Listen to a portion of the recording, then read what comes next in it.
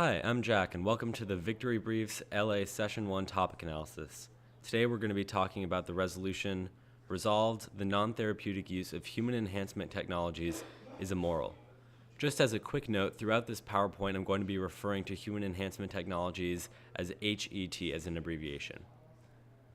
So one brief concept I want to cover before we go on to the substance of the topic is transhumanism. Transhumanism is a modern movement that believes that we can and should use technology and science to evolve beyond our current human form into a transhuman form. Many HET supporters identify as transhumanists, and they'll reference this movement constantly in their arguments, so keep that in mind. Okay, so what is meant by non-therapeutic human enhancement? The first thing we should talk about is the therapy enhancement distinction. So the basic argument here is that medical therapy returns your health to a normal level, whereas enhancement will improve your capabilities beyond the normal level. Now, putting aside the questions for a moment about how you define what is normal, this seems intuitively to be a very good way to define what enhancement is. For example, we wouldn't consider Advil a form of enhancement because it's rectifying a medical problem, but we might consider steroids for the purpose of improving your muscles a form of human enhancement because that doesn't rectify some kind of medical flaw you have. Rather, it just improves your capabilities beyond the normal level. So, one possibility for the ableism critique on the negative here would be to say, what is normal? And perhaps the distinction that the affirmative would draw relies on some kind of ableist notion that in order to be normal, you have to conform to a certain kind of identity. Oftentimes, you'll see the definition of normal being referenced in articles as species typical, i.e., what is the average level of health or capability for a certain trait. Okay, so there are numerous problems with this distinction. Many of them are discussed in the Bostrom and Roche's article, Ethical Issues in Human Enhancement, which is definitely a good read if you want to get a general overview to this topic. One of the issues is it would technically mean that things like drinking coffee would qualify as human enhancement, because it doesn't rectify any kind of medical deficit or return you to a normal level. Rather, it improves your capabilities by giving you attention higher than the species typical level. So, a second problem here is how would we classify vaccines? They enhance the immune system, but they could also be qualified as preventative therapy. So there's a little bit of a question there of how you would classify certain medical procedures. A third and fourth problem is how do you determine what's normal in a population? What kind of average do you use? And also, how do you determine what's normal for a person? Because oftentimes someone will have their own normal that might be very different from the population's normal. So this entire debate gets rather messy. And articles like Ethical Issues in Human Enhancement seem to completely dismiss the distinction. You'll often see defenders of human enhancement dismissing this distinction and actually using that as an argument to their advantage by saying that there really is no difference between medical therapy and human enhancement. Okay, if the therapy enhancement distinction doesn't seem persuasive, many other authors have tried to offer other distinctions. For example, in the Alhoff et al. Article, Ethics of Human Enhancement, 25 Questions and Answers, they draw a couple more distinctions. One is the internal-external distinction. The idea here is that human enhancement is something that affects your body internally, whereas other things are external. So, for example, reading a book may enhance your intellectual capabilities, but that happens externally to your body. On the other hand, implanting some kind of chip in your brain that makes your mind move faster is internally affects your body, so it would qualify as human enhancement. Another distinction that could be drawn is between, although it's perhaps more problematic, is the natural and artificial distinction, which argues that human enhancement is anything artificial we do to improve our capabilities, whereas anything natural would not qualify as human enhancement. Of course, determining exactly what the distinction is between natural and artificial is rather tricky, which is why this seems to be somewhat more rare in defense. Okay, a few other topicality concerns. The phrase is immoral in the resolution seems to imply an ethical framework, and there are a couple of implications here. First of all is that it's significantly harder to justify the topicality of a critical AF, or at least a critical AF that doesn't seek to place labels like moral, immoral on certain actions. The second implication is that banning human enhancement technology is not sufficient to affirm.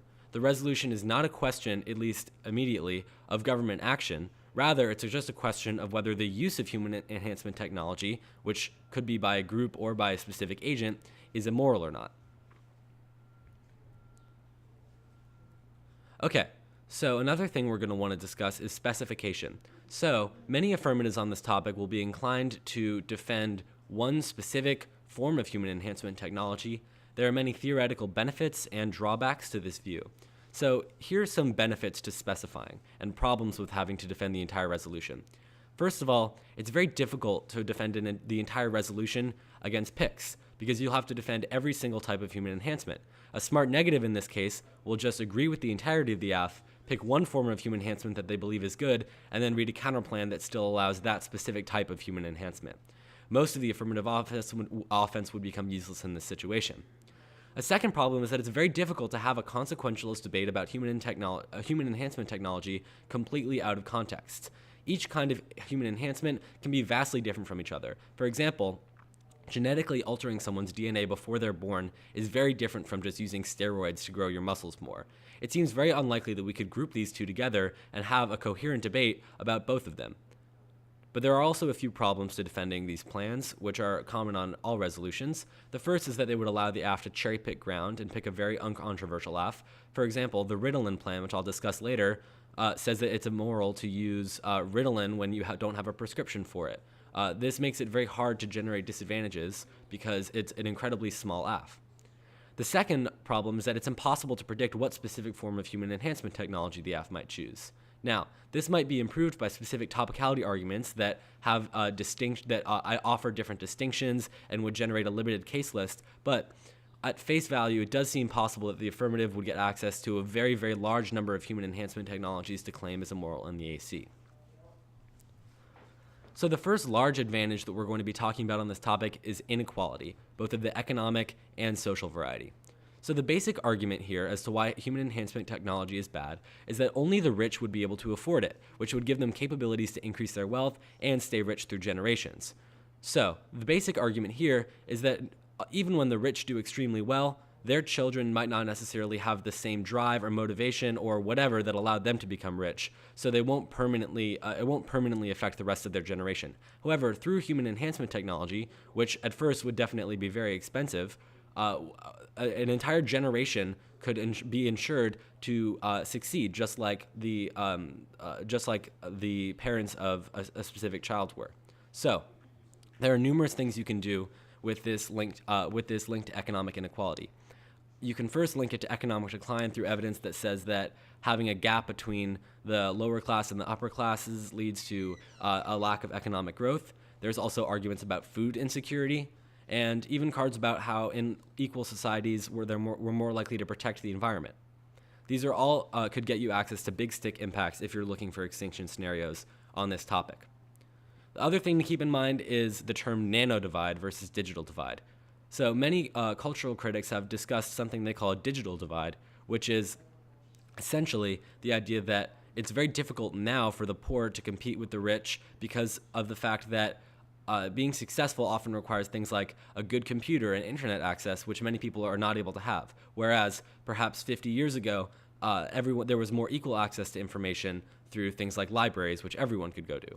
The nano divide is what some people think might be the next stage of the digital divide, which is there is basically almost two classes of humans, those with vast human enhancement technologies and those who cannot afford it.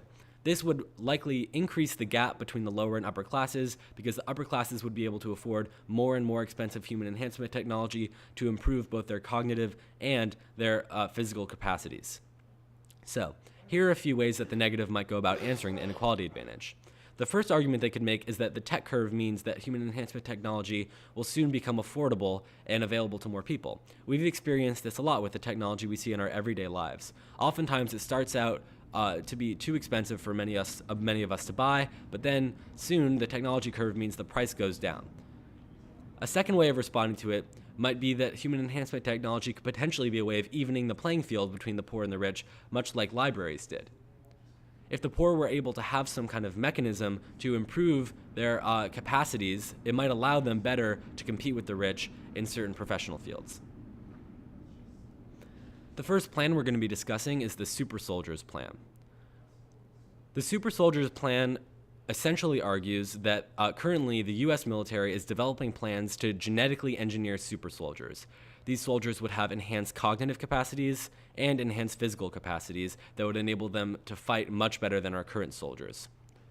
One interesting note about this affirmative is that it's one of the only state actor AFs that can actually be generated on this topic. Because if you think about it, the actor would be the United States deciding that giving performing human enhancement on soldiers is immoral.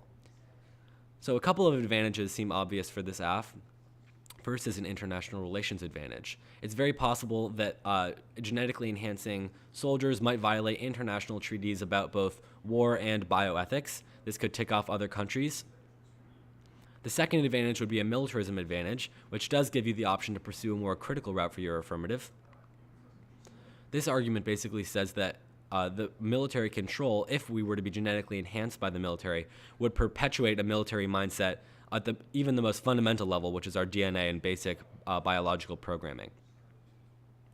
One possible response to this plan would be a U.S. military hegemony disadvantage, which would argue that human-enhanced soldiers would be much better fighters and thus allow us to beat other nations and increase our power in the world.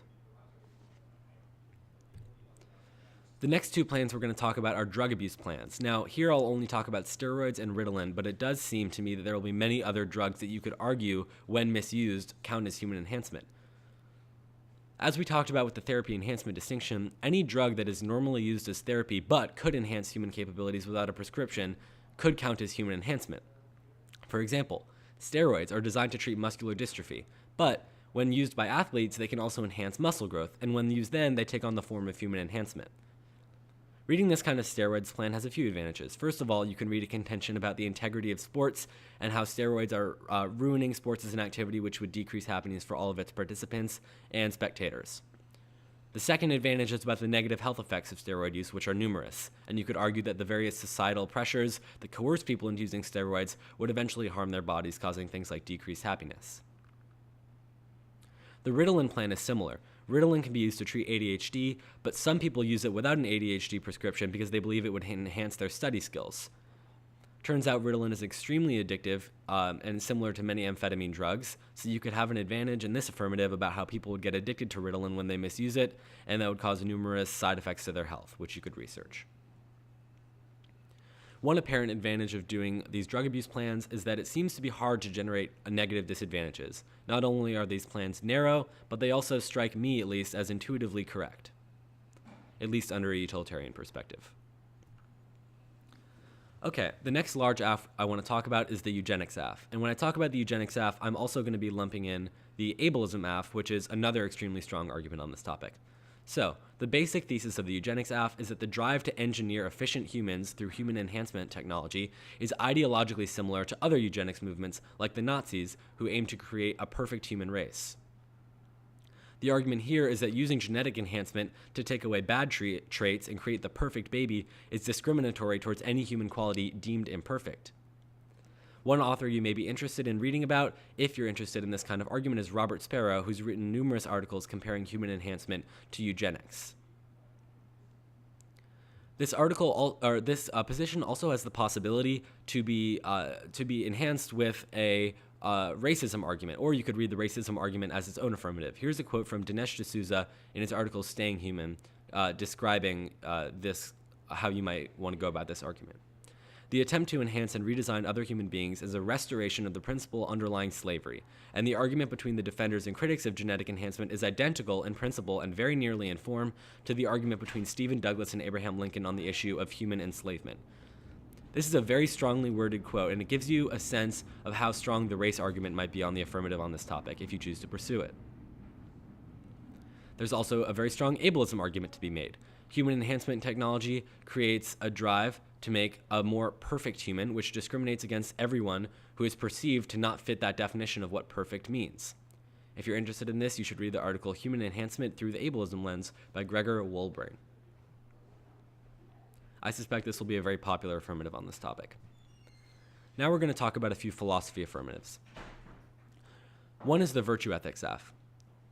The virtue ethics AF basically says that HET inhibits us from becoming virtuous people. Now, there are numerous ways to go about constructing this argument. One way is that there is some kind of inherent value towards striving to overcome your moral imperfections as opposed to just being already programmed to be morally good.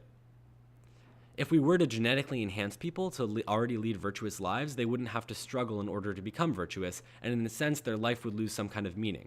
There is value when you try to strive to overcome the things that make you flawed, because that in itself turns you into a better person as opposed to just being born perfect.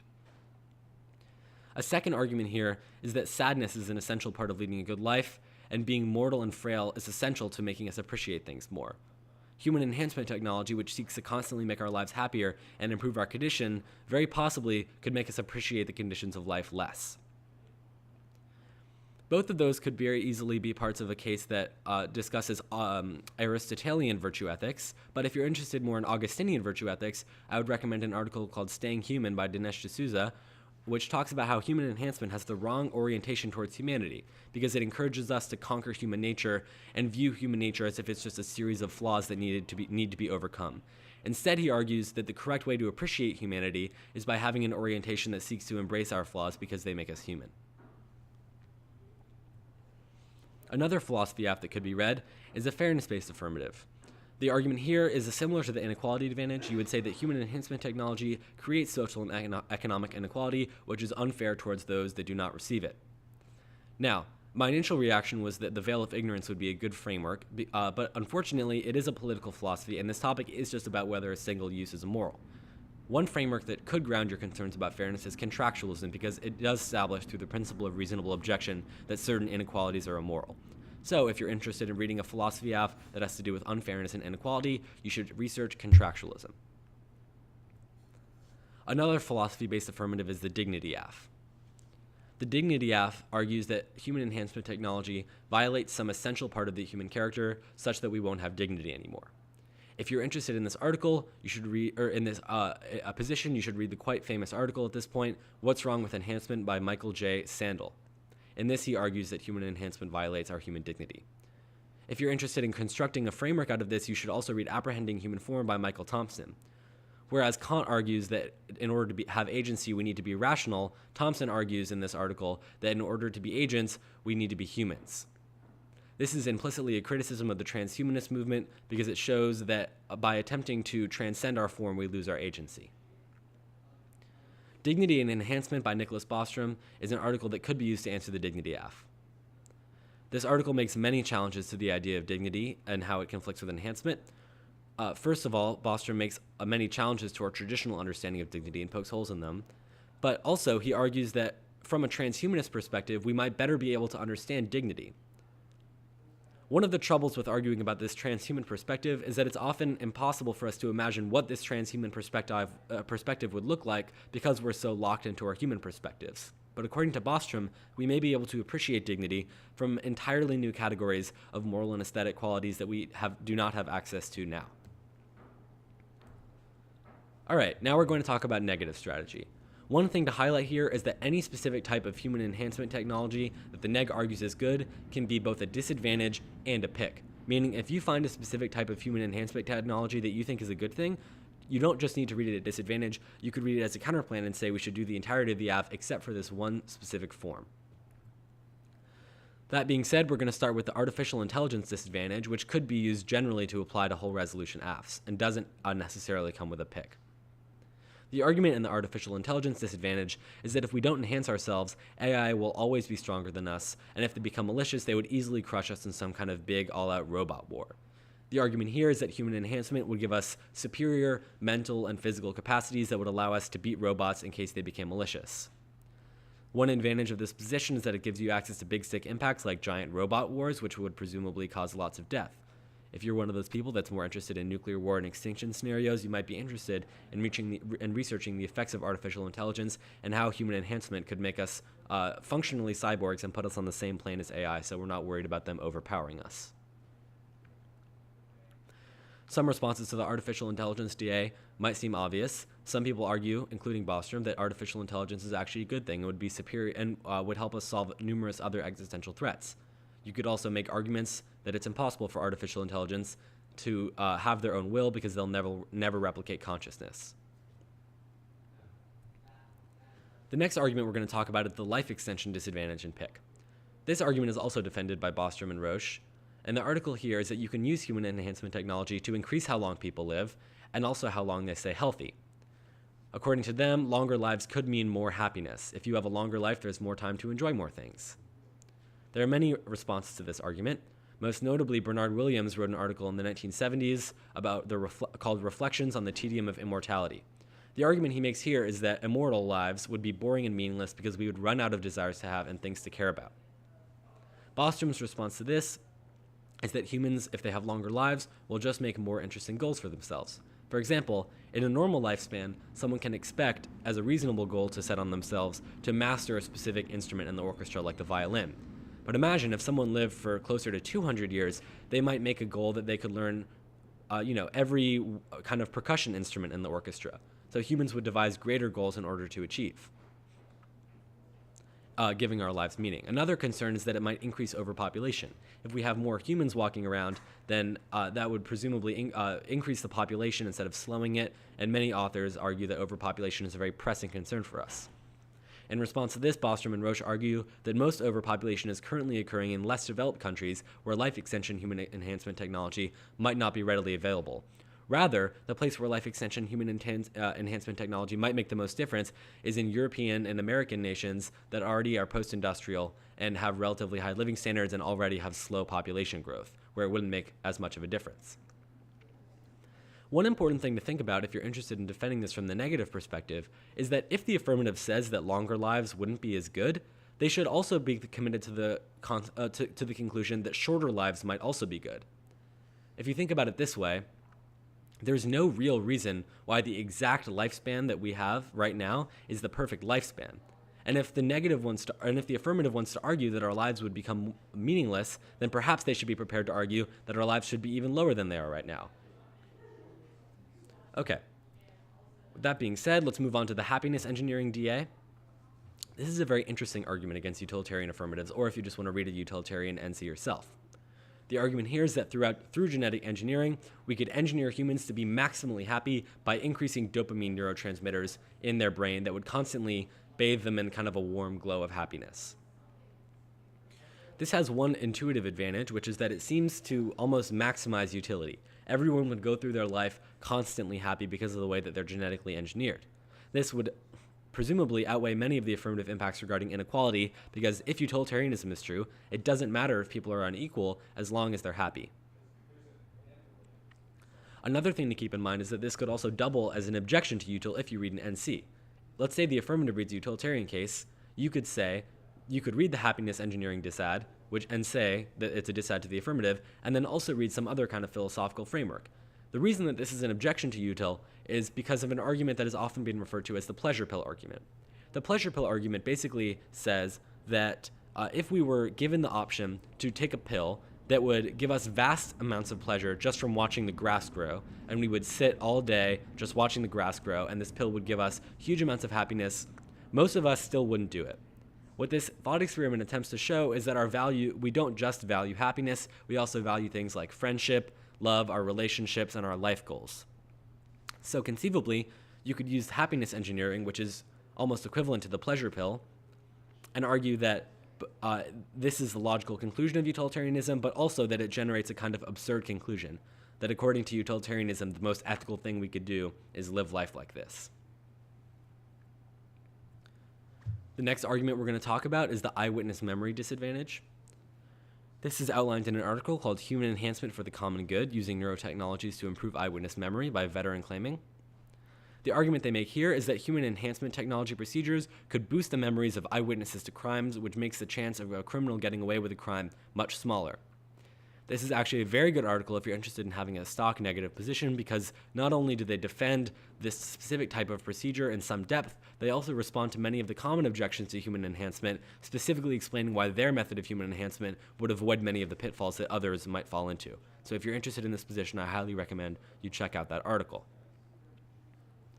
It seems unlikely that you could use the crime impact of this to access some kind of big stick impact like soft power, because it probably wouldn't be a huge increase in crime, but it does seem plausible to me that you could read some kind of utilitarian benefit that says the more times we let a murderer get away with it because an eyewitness doesn't remember what they look like, the more times that murderer has an increased chance of going on to murder more people, which might cause decreased happiness in the future. Now we're going to talk about some philosophical negative cases. The first one we'll talk about is the virtue ethics NC. Now, you may have noticed that we already talked about a virtue ethics AC. This is one of the most interesting points of clash on this resolution. There are articles on both sides explaining why they think that genetic enhancement would be either good under virtue ethics or bad under virtue ethics. In Farrelly's article, Virtue Ethics and Prenatal Genetic Enhancement, he argues that by improving our genes, humans will be more likely to lead moral and valuable lives, since a lot of those traits seem to be genetically inherited. So, parents could choose to give their children desirable traits, like being sociable and being moral and brave, that would allow them to live virtuous lives. The other argument that is contained in this article is that parents show the virtue of love for their children by deciding to pursue genetic enhancement for them. The next NC we're going to talk about is the freedom NC. This one is very straightforward. The argument essentially would just be that people have the freedom to do what they want with their body, including enhancing it. You could read a simple Kantian framework for this that argues that freedom is a good thing, or any other autonomy framework that you might have used in the past or are interested in researching. This will be a fairly straightforward negative argument. Another argument is the pragmatism NC. The pragmatism NC basically arrives at the establishes a moral framework that says that we shouldn't make absolute condemnations of HET because we haven't tried it out enough yet, and there isn't significant HET for us to make a decision. This framework argues that experimentation is a good thing in morality and that we should try things out before making a final judgment. So your argument can be that before making a blanket condemnation of HET as being immoral, we should try it out more and test it out in the future to actually make that decision. Another interesting NC you could read is the distinctions-based NC. This NC argues a lot about definitions, and it basically follows this logical path. First, a medical therapy is morally permissible. This seems fairly obvious to us. No one would object to you morally just because you took an Advil when you had a headache. The second argument here is crucial, and it says that there's no distinction between human enhancement and medical therapy. Remember the Bostrom article that I cited in the beginning of this that discussed how there's no enhancement therapy distinction? If you read that evidence here, you would functionally win that all forms of human enhancement are basically just equivalent to medical therapy. From there, it's a very easy step to say that human enhancement is morally permissible because it's the same as medical therapy and there's no distinction between the two of them. One of the reasons this NC seems intuitively advantageous is that you could get around a lot of the affirmative offense and also avoid having to have a framework debate by using simple definitions to prove that there's nothing wrong with human enhancement. If you're not fond of using the therapy enhancement distinction to argue this NC, you could also argue it you could also make an argument involving tools, saying that human enhancement is basically the same as using tools, for example, an axe to chop down a tree. If using an axe to chop down a tree isn't immoral, then human enhancement should be either, because it's functionally similar. In response to this, the affirmative will either want to create distinctions between human enhancement and medical therapy or tools so that they can prove that the affirmative still has offense, or B, they might make an argument that says something along the lines of, even if it's impossible to isolate an exact distinction, we still have a general idea of what's a human enhancement and what's medical therapy. For example, we all have a general idea that putting a Google chip in your brain would be human enhancement, whereas taking an Advil wouldn't be, and this intuition is enough to ground the affirmative. All right, that's the end of the slideshow. I hope you all have a lot of fun debating this topic. It's interesting from a variety of perspectives, including philosophical ones, critical ones, and utilitarian ones, and have fun researching.